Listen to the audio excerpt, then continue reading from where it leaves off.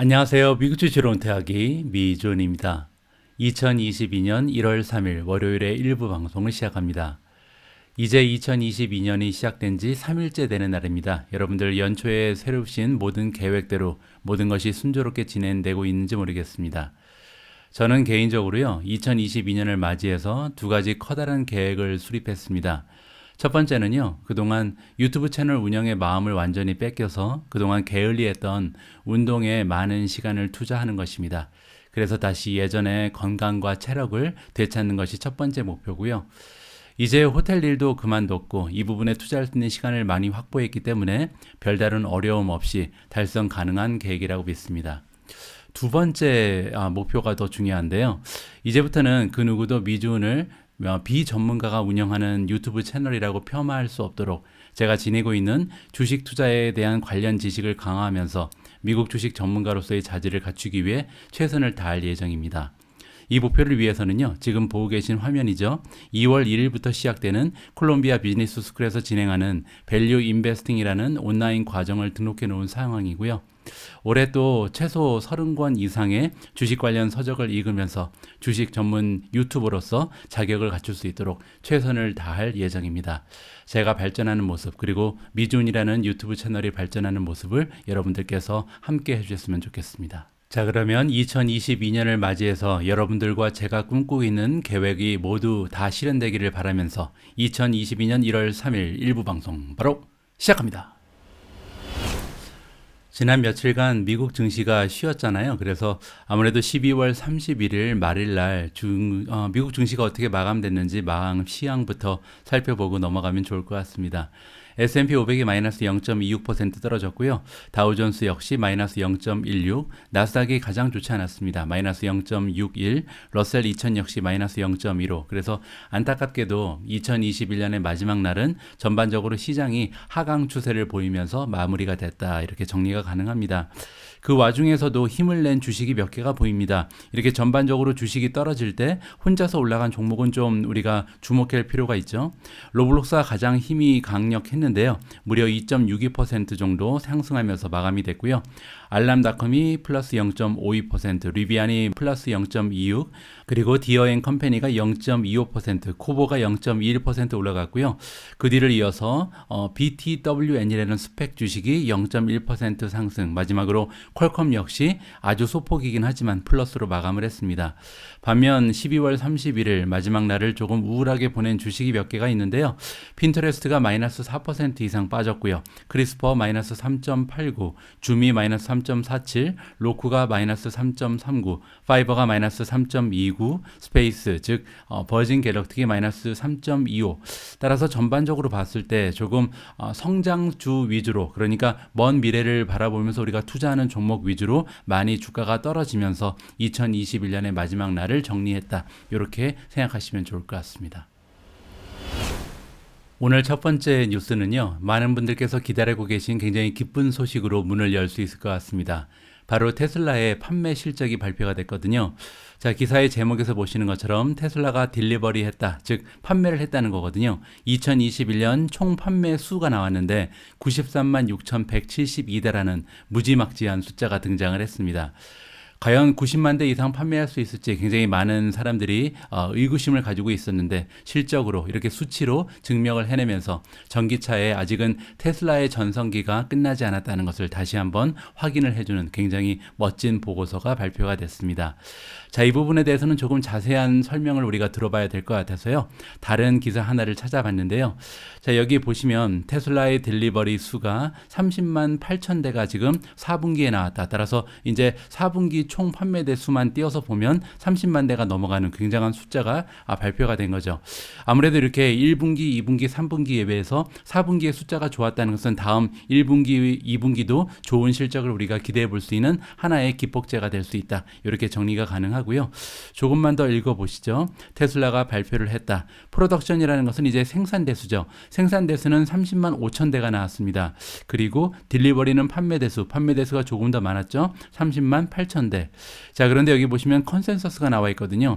시장의 전문가들이 예상하고 있었던 판매대 수는 26만 3,000대에 불과했습니다. 따라서 전문가들의 예상치를 훨씬 더 뛰어넘은 굉장히 좋은 실적이 발표가 된 거죠.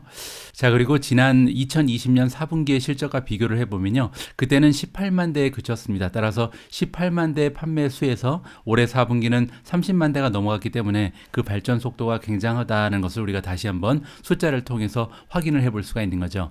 자, 이번에 판매된 총 30만 대가 넘어가는 숫자 중에서 보시면은 모델 S 그리고 모델 X가요 11,750대가 판매가 됐고요. 자, 반면 이제 가장 많이 팔리는 그 차종이죠. 모델 3 그리고 모델 Y가 29만 6,850대가 판매가 됐습니다. 자, 그리고 밑으로 내려오시면 생산 대수가 나오는데요. 일단 그 모델 S와 X 생산 대수는 13,109대가 생산이 됐고요.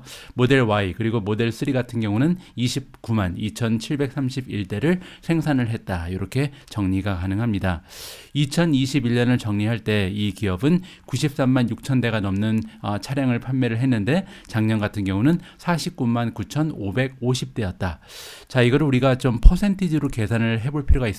왜냐하면 작년에 일론 머스크 한 얘기가 뭐냐면 향후 5년, 향후 10년 동안 테슬라의 목표는 매해 판매 대수를 50%씩 상승시키는 것이 그들의 목표였거든요. 과연 몇 퍼센트 정도의 향상이 있었는지 한번 살펴봐야겠죠.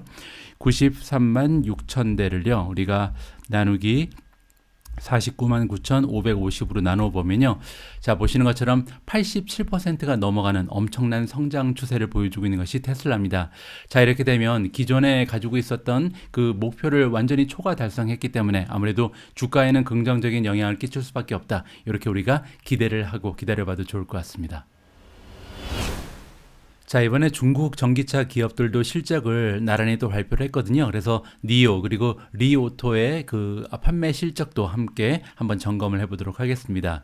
자, 니오가 이번에 리포트를 했다. 디셈버에 그 얼마나 많은 판매를 했는지 그리고 4분기의 딜리버리 수도 발표가 되었다고 합니다. 자, 니오가 이번에 10,000대가 넘어가는 그 자동차를 판매를 했다나 하거든요. 단 한 달에 지금 1,489대를 판매를 해서요.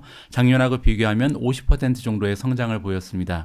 자, 그리고 이제 4분기 즉 3달 동안 판매한 대수가 나오는데 25,000대가 조금 넘어가는 실적이고요. 작년 대비해서는 성장률이 44%. 따라서 중국차 기업인데도 불구하고 지금 테슬라보다 오히려 성장 추세가 약간 둔화되는 모습이 보이죠. 자, 뉴 레코드 하이다. 하지만 이 숫자는요. 지금 가장 많은 판매 대수가 단 3개월 만에 나온 것이 25,000대다. 이렇게 이해하시면 될 것 같습니다. 2021년 1년간 지금 딜리버리한 판매대 수가 나오는데요. 아직 10만 대는 되지 못합니다. 지금 91,429대를 1년 동안 판매를 한 것으로 확인이 되는데 이렇게 되면 아직 테슬라의 판매대 수에 비해서는 한 10% 정도밖에 되지 않는 거잖아요. 그럼에도 불구하고 성장률로 봐서는 테슬라를 앞서죠. 지금 109%가 넘는 성장률을 기록하는 기업이 바로 니오다. 이렇게 이해가 가능합니다. 자, 니오에 대해서 조금만 더 부연 설명을 드리면요. 2021년 12월 18일 날 니오데이가 있었습니다. 그리고 니오데이에서 ET5라는 새로운 차종을 런칭을 했거든요. 자, 이렇게 새로운 차종이 런칭하게 되면 보통 이제 자동차 기업은 주가의 탄력을 받을 수 있는 하나의 기대 요소가 될 수가 있습니다. 따라서 우리가 좀 그 니오라는 기업의 판매 실적이라든지 주가의 흐름을 지켜볼 필요가 있을 것 같고요. 이 ET5라는 차종은 미드 사이즈다. 따라서 차량의 그 규모는 그러니까 그 용량 같은 경우는 미디엄인데 스마트 일렉트릭 세단이라고 보시면 될 것 같습니다. 자, 그리고 ET5의 판매 출시일을 보면 2022년 9월이기 때문에 아직 조금 기다려야 이 차종은 등장을 할 것 같고요. 대신에 또 하나가 있죠. ET7이 있는데 ET7이라는 그 새로운 프리미엄 스마트 전기차 세단 같은 경우는 2022년 3월에 출시가 된다. 따라서 실제적으로 2022년 판매 실적에 도움을 줄 수 있는 차종은 ET7이다. 이렇게 우리가 확인을 해볼 수가 있을 것 같습니다. 자, 또 다른 중국 전기차 기업인 리오토 역시도 12월에 실적을 이번에 발표를 했는데요. 지금 그 제목에 나와 있는 것처럼 레코드 넘버를 다시 갈아치웠다라고 나와 있죠. 따라서 신기록을 이번에 리오토 역시도 세운 것 같습니다. 자, 리오토가 한 달 만에 무려 14,000대가 넘어가는 전기차를 판매했다라고 나와 있죠. 그리고 이 수치는 작년에 비교했을 때 130%의 성장률을 자랑하고 있고요. 그렇게 해서 지금 4분기 동안 따라서 10월, 11월, 12월 이렇게 3개월 동안 판매된 수가 니오보다 약간 더 높습니다. 35,000대가 넘어가는 판매 대수를 기록을 했고요. 지난 분기에 비해서도 40%가 넘는 성장률, 그리고 작년에 비해서는 무려 143.5%라는 무서운 성장률을 자랑하는 것이 리오토라는 기업이다. 이렇게 정리가 가능합니다. 시장에서 기대하고 있었던 4분기의 실적은요, 한 3만 대에서 3만 2천 대 정도였던 것으로 지금 파악이 되거든요. 그렇게 되면 3만 대에서 3만 2천 대를 기대하고 있었는데 무려 3만 5천 대를 판매했기 때문에 리오토의 그 발전 속도가 굉장히 빠르다는 것을 우리가 여기서 엿볼 수가 있고요. 자, 2021년 전반적인 1년 동안의 그 판매대 수가 나오는데 무려 177%라는 성장률을 지난해에 비해서 지금 보여주고 있는 기업이 리오토고요. 판매대 수는 9만 대가 조금 넘기 때문에 아직까지 니오보다는 약간 떨어지는 실적입니다. 물론 이제 테슬라에 비해서는 10분의 1도 안 되는 수준이죠. 따라서 리오토 같은 경우는 성장률은 굉장히 좋은데 전체 판매대 수로 봐서는 아직 좀 갈 길이 멀다라고 우리가 정리가 가능합니다. 자, 2021년 12월 31일 현재 리오토라는 기업은요, 총 206개의 리테일 스토어를 지금 102개 도시에 확보를 하고 있다고 합니다. 점점 이제 대리점의 수가 늘어나고 있다. 이렇게 우리가 생각을 해볼 수가 있고요. 자, 서비스 센터도 굉장히 많죠. 278개의 서비스 센터. 물론 이제 중국의 규모가 워낙 크기 때문에 278개 가지고는 이제 커버하기에는 아직 역부족이지만 계속해서 성장하는 모습을 보여주는데 의미가 있다. 이렇게 확인하면 좋을 것 같습니다. 자, 이번 뉴스에는 야후파이낸스가 등장을 하는데요. 야후파이낸스가 굉장히 재미있는 설문조사 하나를 진행을 했습니다. 올 한 해 동안 여러분들께서 잘 알고 계신 것처럼 워크 프롬 홈 스톡, 즉 재택근무 관련된 그 종목들이 굉장히 많은 폭으로 주가가 하락을 했거든요. 그 이유는 아무래도 이제 시장의 분위기가 팬데믹이 이제 종료가 될 것이다라는 기대감, 주식시장은 항상 앞서가기 때문에 실제로 팬데믹이 종료되지 않았음에도 불구하고 이러한 워크 프롬 홈 그 주식들이 많은 폭으로 주가가 하락했다. 이렇게 우리가 생각을 해볼 수가 있겠죠.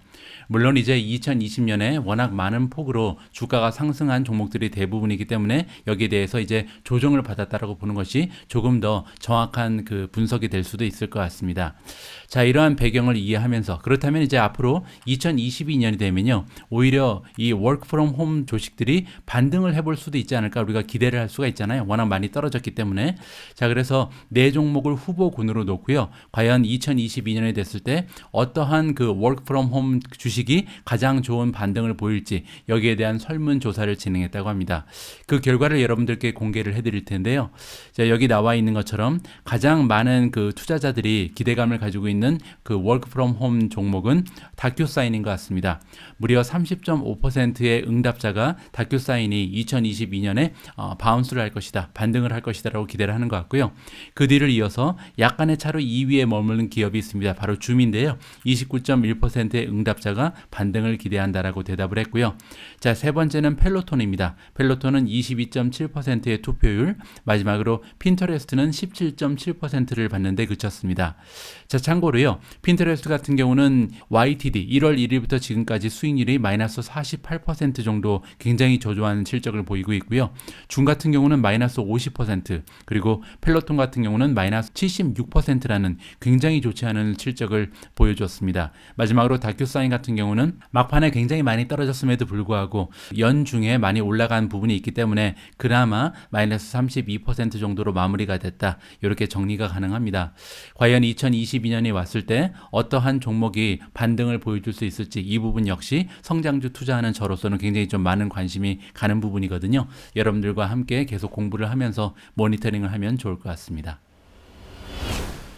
지난주와 마찬가지로 오늘 영상에서도요, 각종 기관에서 그 2022년을 맞이해서 추천하는 그 종목들의 리스트가 여러분들께 많이 소개가 될 것 같습니다. 자, 이번 기사를 통해서는요, 골드만삭스가 추천하는 배당 주식을 우리가 살펴볼 수가 있을 것 같은데요. 과연 골드만삭스는 어떤 배당주들이 좋다고 의견을 제시하는지 직접 한번 살펴보시도록 하겠습니다.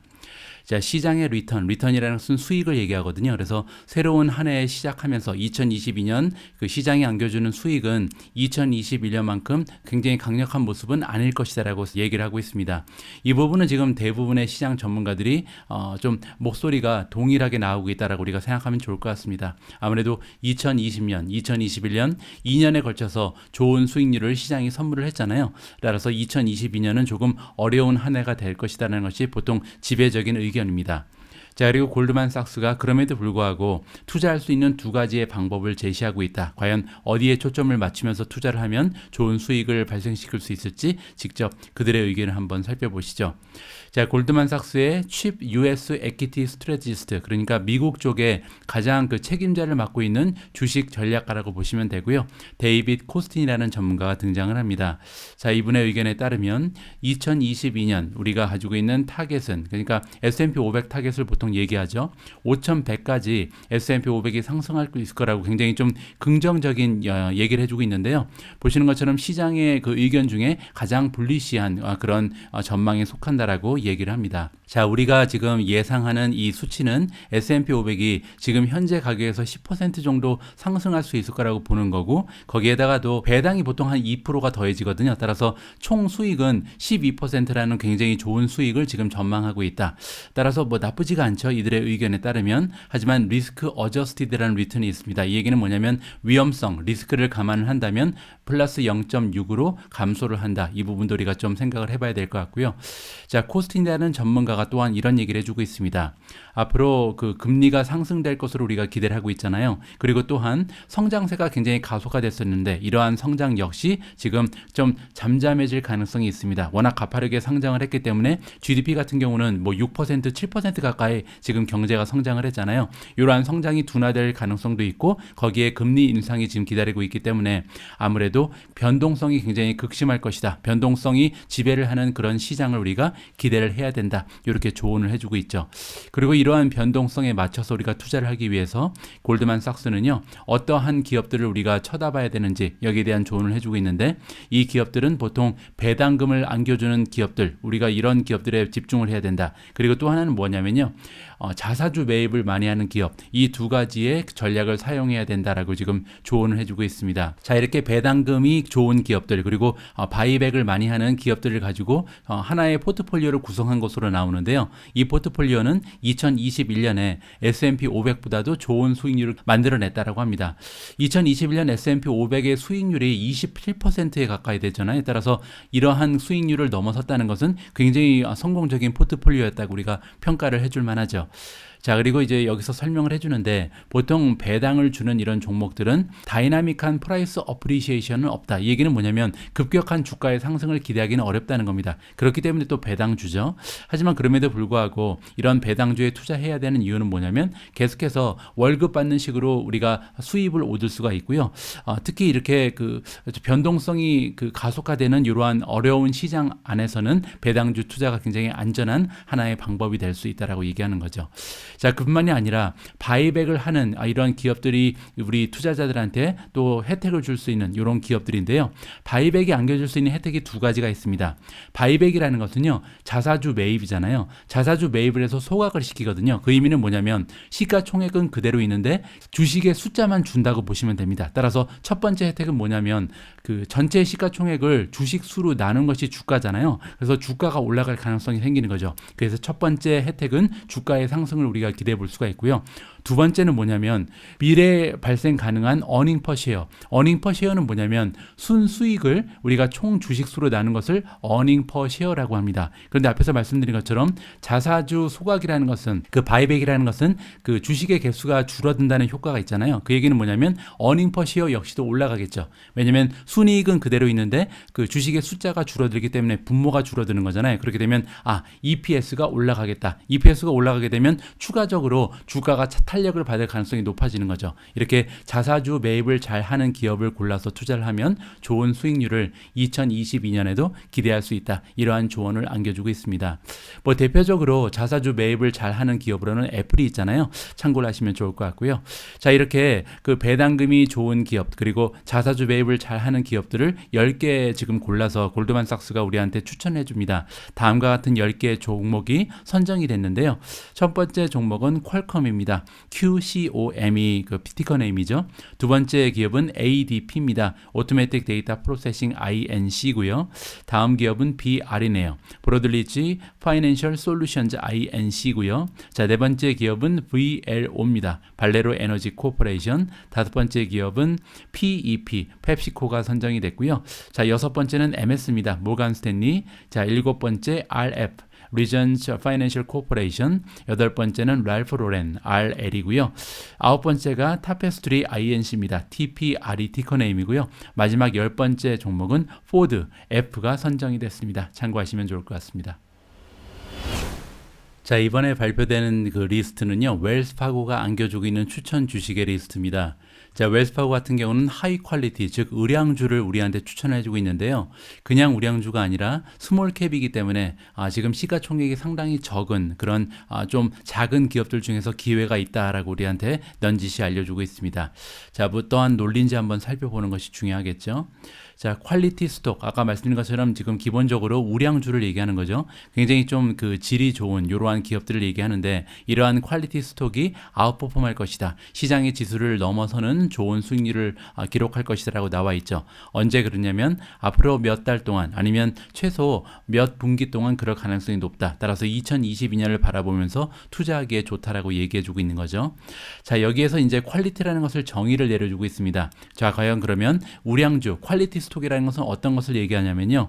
자, 첫 번째로 나오는 그 항목은 뭐냐면 Net Debt to EBITDA Ratio. 그 얘기는 뭐냐면 수익에 비해서 그 부채가 적은 이러한 기업들을 얘기합니다. 따라서 너무나 많은 레버리지를 쓰지 않는 이런 기업들을 우량 기업이라고 보면 될 것 같고요. 아무래도 또 시가총액이 작은 이런 기업일수록 레버리지가 적은 게 중요하겠죠. 자, 두 번째는 뭐냐면요. ROIC라든지 ROE를 봅니다. ROIC는요. Return on Invested Capital의 약자고요. ROE는 여러분들 잘 알고 계신 것처럼 Return on Equity죠. ROE는 많이 알아봤잖아요. 우리가 갖고 있는 개인적인 그 equity, 나의 자기 자본으로 만들어내는 순이익을 얘기하는 거고요. 여기에서 나오는 그 앞에 나와 있는 ROIC는 뭐냐면 리턴이긴 리턴인데 여기서는 인베스트된 우리가 투자한 자금에서 얼마 정도의 가치를 창출해내는가 이거를 얘기합니다. 두 부분 모두 에피션시라고 써 있잖아요. 이 얘기는 뭐냐면 경영진이 얼마나 잘 경영을 하는가 이걸 측정하는 기준으로 삼으면 될 것 같습니다.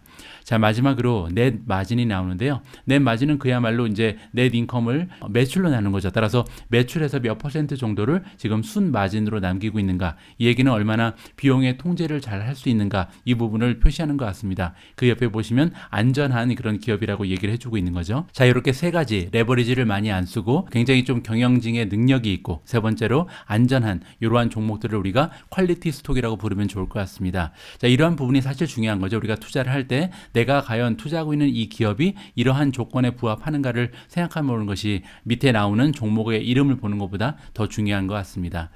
자, 그래서 웰스파고 같은 경우는 이러한 하이 퀄리티 그 자격을 갖춘 기업들만 가지고 포트폴리오를 구성하는 것 같은데요. 여기 나와 있는 그 종목들이 밑에 이름이 나와 있습니다.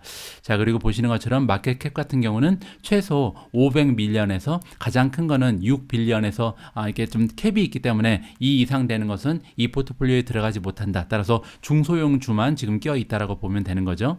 자, 일단 커뮤니케이션 서비스 쪽을 보시면 5.8% 정도의 투자 자금이 들어가 있는데요. 두 종목밖에 없습니다. 하나는 IMX, 여러분들 잘 아시는 기업이죠. IMX가 2.8%, 테그나 같은 경우가 3.1%를 차지하고요. 컨슈머 디스크레셔너리, 이 얘기는 이제 임의 소비재라 그래서 우리가 필수적으로 쓰는 그런 소비재가 아니고 좀 경기가 좋을 때 판매가 잘 되는 이러한 그 소비재를 얘기합니다. 대표적인 예가 자동차겠죠.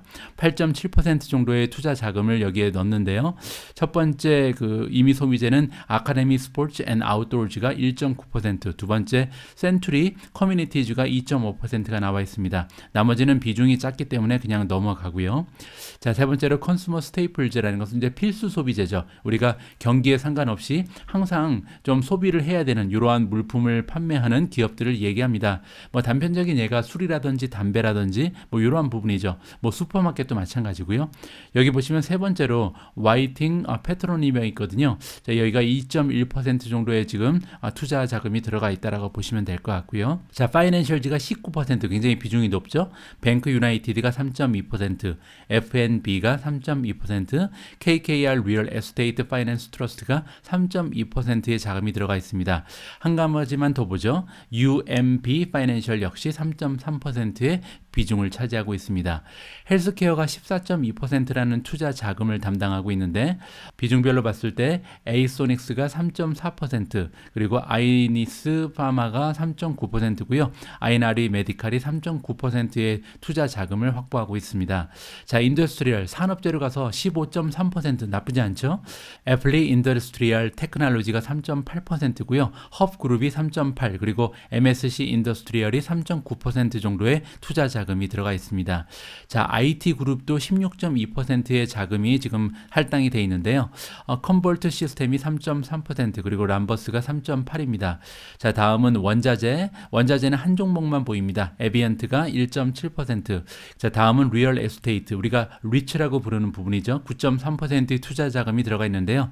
첫 번째는 하이우즈 프로퍼티가 3.1%, 또 하나로 코퍼레이트 오피스 프로퍼티즈가 3.2%가 들어가 있습니다. 마지막으로 유틸리티도 하나 보이는데요. 브룩필드 인프라스트럭처가 3.9%. 자, 이렇게 여러분들께 다소 생소한 이름일 수도 있는데 지금 여기서 이제 우리가 이런 종목의 이름을 뭐 확보하는 것이 중요한 것이 아니고요.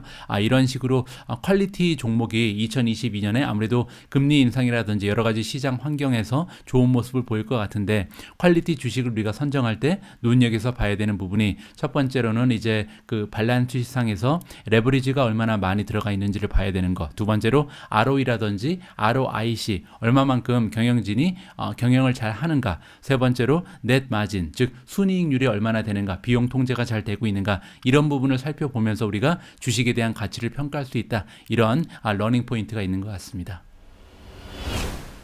자, 오늘 1부 방송을 마무리할 차례입니다. 오늘도 오미준님과 정성껏 준비한 비디오 클립을 소개해 드릴 텐데요.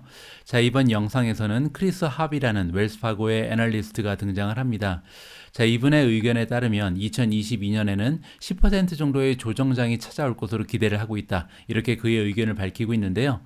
과연 어떠한 논리를 가지고 조정장이 올 거라고 생각하는지 그의 의견을 함께 여러분들께서 직접 들어보시고 평가를 해보시면 좋을 것 같습니다. 뭐 조정장이 오는 것이 당연할 수도 있겠죠. 왜냐하면 그동안 너무 많은 폭으로 시장이 계속해서 상승을 했기 때문에 어떻게 보면 조정장을 우리가 기다리는 것이 오히려 더 마음이 편할 수도 있겠습니다. 왜냐하면 조정장을 기다린다는 뜻은 우리가 이제 현금도 확보를 해야 되잖아요. 현금 확보를 하면서 마음을 조금 다스리고 그리고 이제 줍줍의 기회로 삼아야겠죠. 자, 이렇게 미리 좀 조정장을 기대하는 사람, 그리고 반면에 조정장이 오지 않았으면 하고 기대하는 사람의 그 심리적인 압박감은 되게 차이가 있을 것 같거든요. 여러분들 앞으로 5년, 10년, 15년 이렇게 길게 바라보고 투자하시는 만큼 다가오는 조정장을 즐기실 수 있는 그리고 줍줍할 수 있는 이러한 투자자가 되셨으면 합니다. 우리 모두가 미국 주식 투자로 은퇴하는 그날까지 다 함께 화이팅입니다. 행복한 하루 되세요. 감사합니다.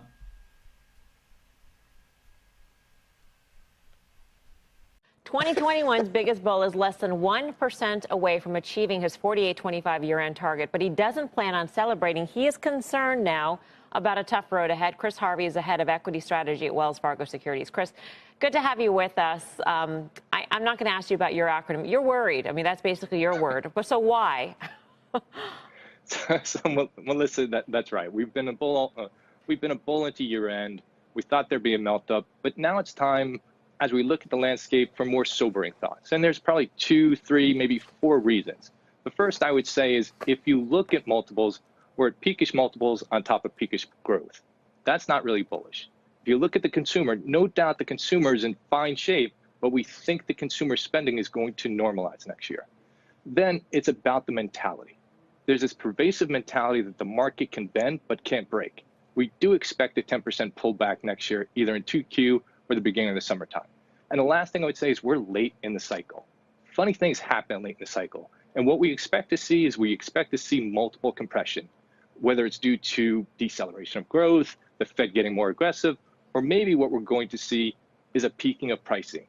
And that could lead to a peaking of multiples and, of course, a peaking of margins. So we're a lot more conservative this year. We want people to think about the risk side of the equation first and then the return side.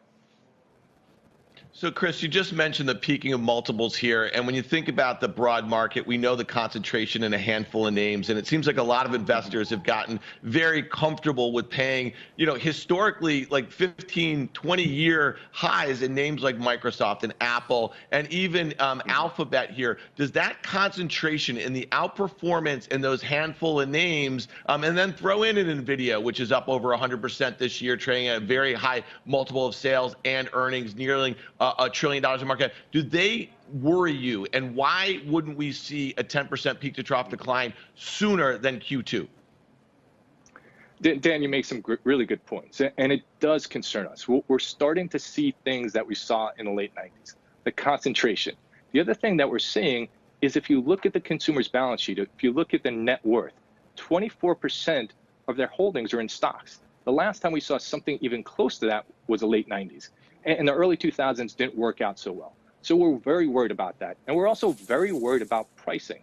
For the first time in a while, we're getting some anecdotal information that the consumer's not the same price taker that he or she was 6 and 12 months ago. And if they're not, if they're more price conscious, again, that gets back to multiples and margins, and we have a problem going forward. I get the concern about stocks. That's something that I found very, very interesting, Chris. But at the same time, the consumer also has a lot less debt than probably that same period at the time. And I'm wondering if that factors in at all, that just overall the consumer's in better shape. So even if he or she feels a dent in the portfolio, they're not relying on that money to pay off any credit cards or anything like that. Mm-hmm.